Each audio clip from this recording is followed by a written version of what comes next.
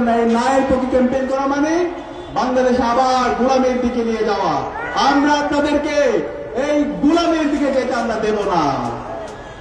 একই সাথে আমরা আজকে দেখতে পাচ্ছি বাংলাদেশের মানুষরা, সর্বস্তরের নাগরিকরা, তারা আজকে ভোট দেওয়ার জন্য উন্মুখ হয়ে আছে।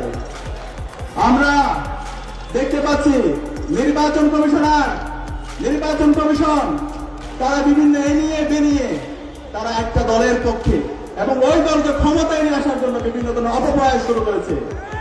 আমরা দেখতে পাচ্ছি শেরপুরে আমাদের সহযোদ্ধা রেজাউলকে হত্যা করা হয়েছে। নির্বাচন কমিশন এখন পর্যন্ত এই খুনিদেরকে অ্যারেস্ট করতে পারেনি। এই খুনিদেরকে তারা অগ্রিম জামিন দিয়ে দিয়েছে। আমরা দেখতে পাচ্ছি আজকে নির্বাচন কমিশন তারা তারুণ্যকে ভয় পায়। নির্বাচন কমিশন বিএনসিসির যে ক্যাডেটদেরকে নির্বাচনে ডিউটি পালন করার জন্য দায়িত্ব দেওয়া হয়েছিল, তারা